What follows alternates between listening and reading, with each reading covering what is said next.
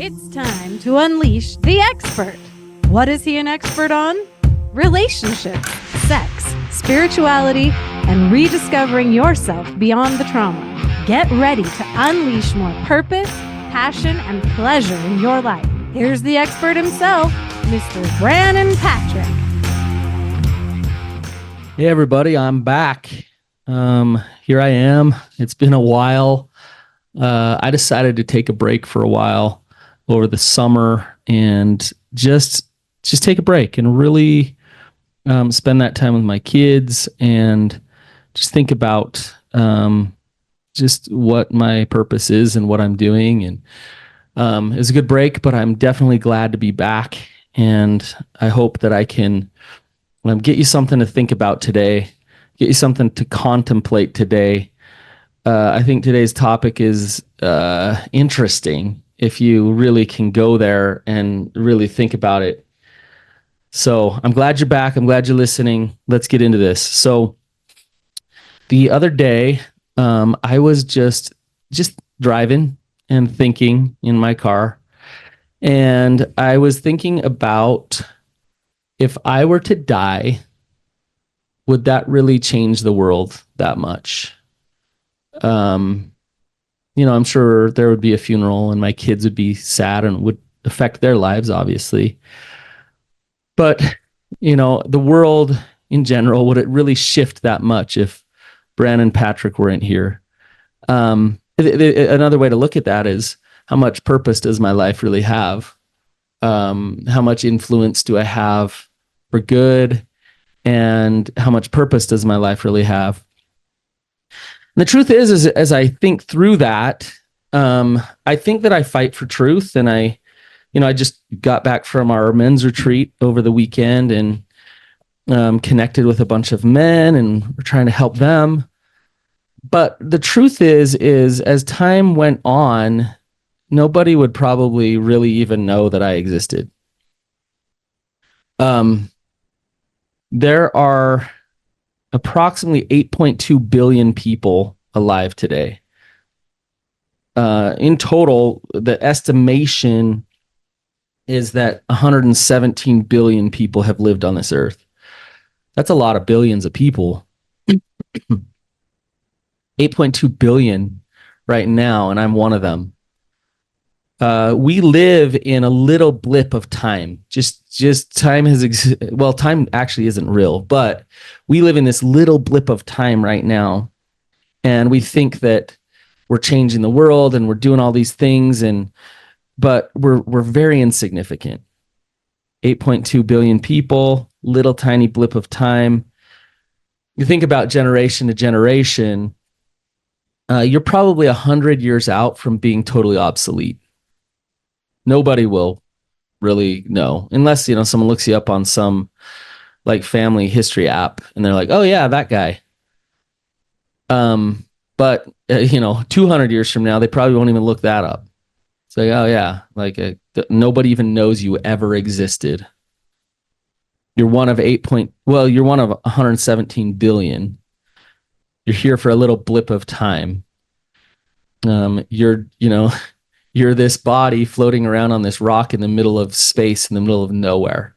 You are so insignificant. And over time, you will become obsolete.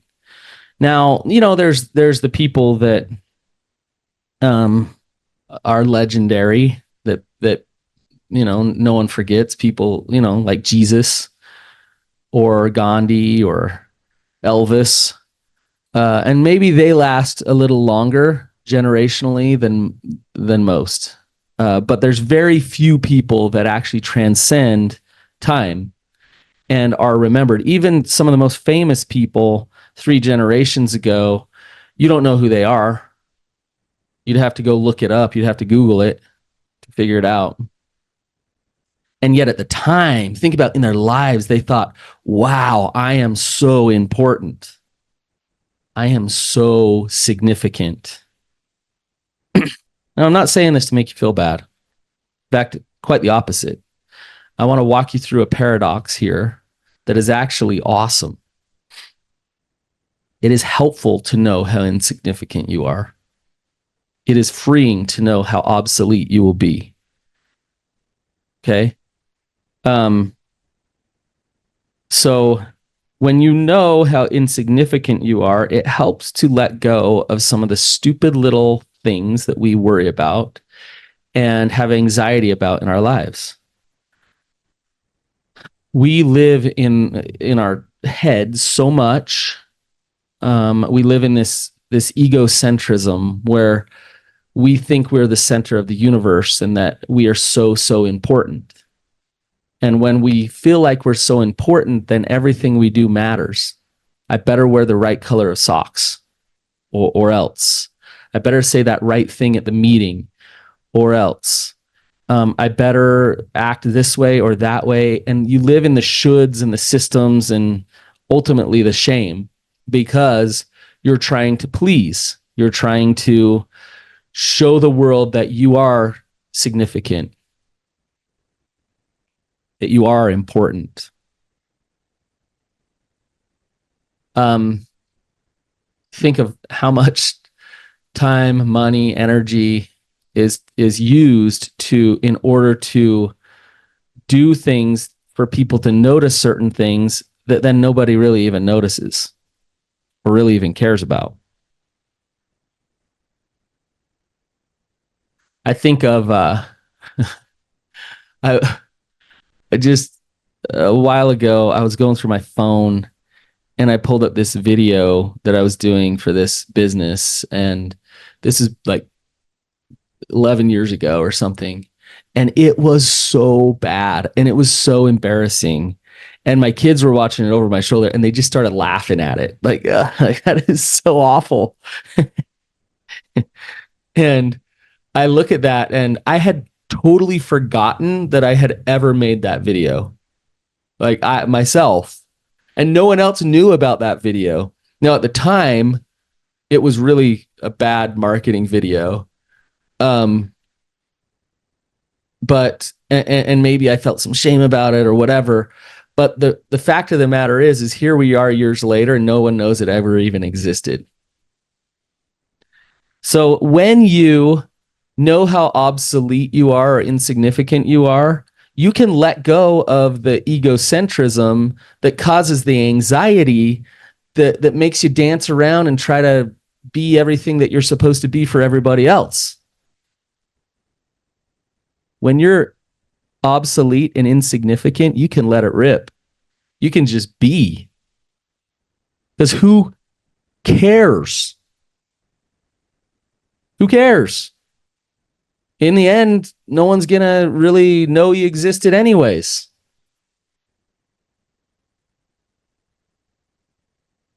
You might as well go live.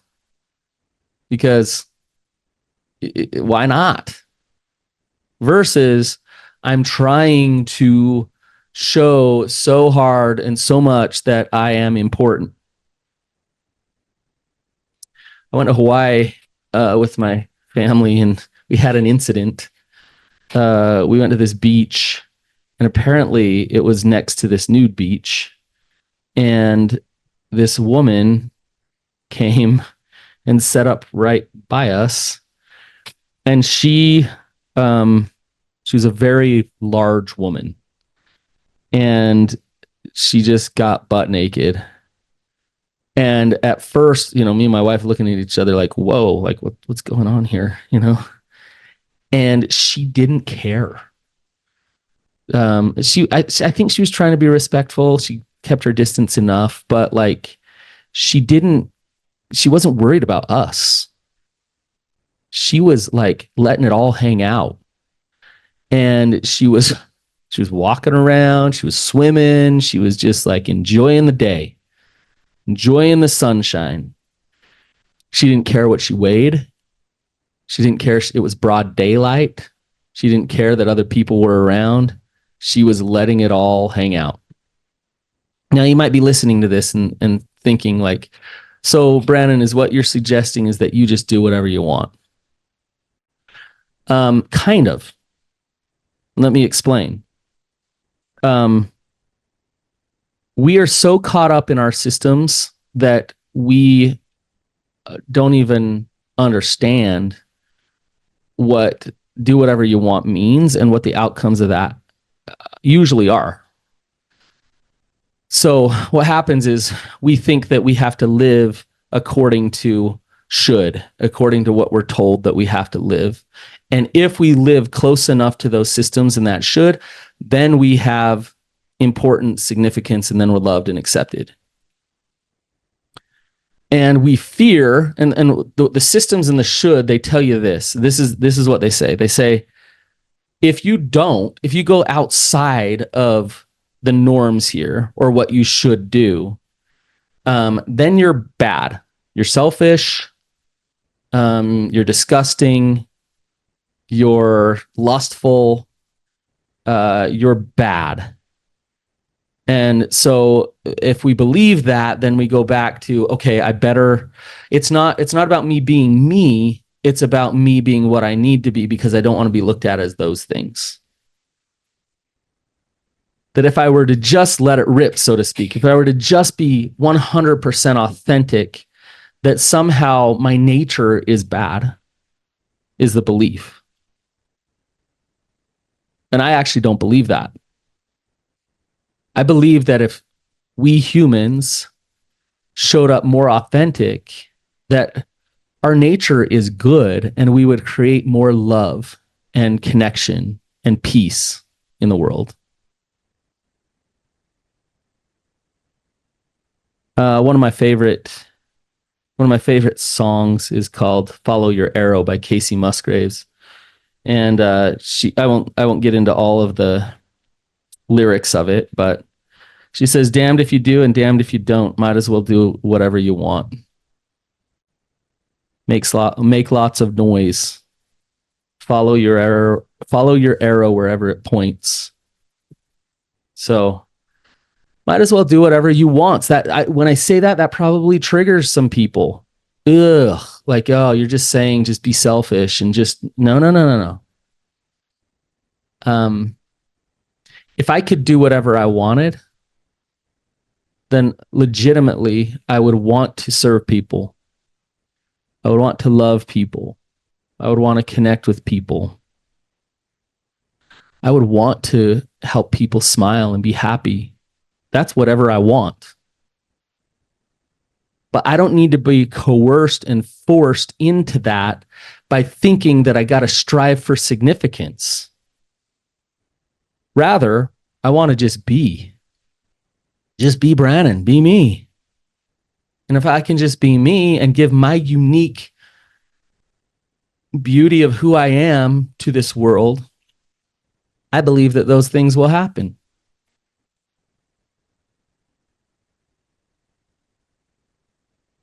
So that's the paradox of it all, is that when you understand how insignificant you are, when you understand how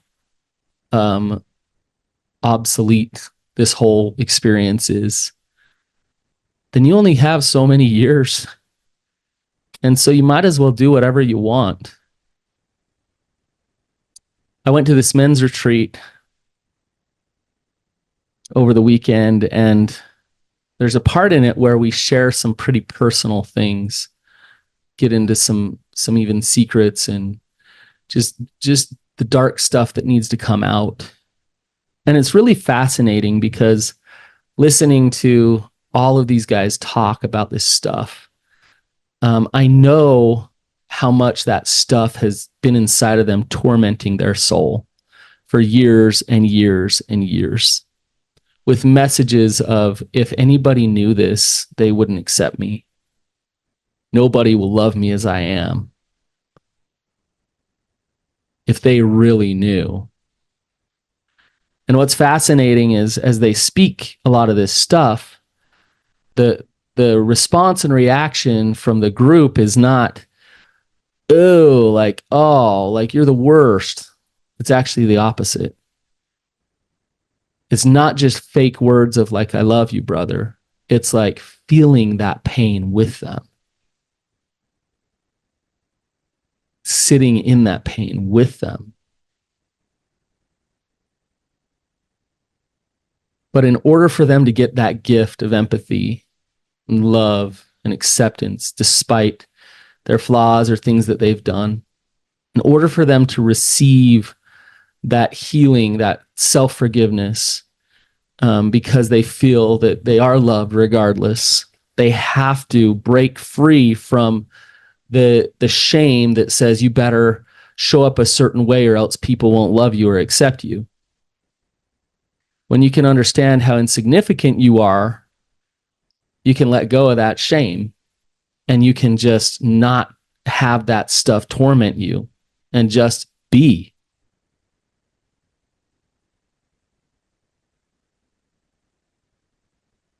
Authenticity runs deeper than we think. We think that authenticity is, just being honest about things. No, authenticity is being your unique, beautiful self. It's crazy. 117 billion people, and there's never been anybody like you, ever. You are so unique. And so if there's never been anybody like you out of 117 billion people, then why are we living in systems of shame and should? There's 117 billion unique souls who have been on this earth, and yet we're all supposed to fall into a box.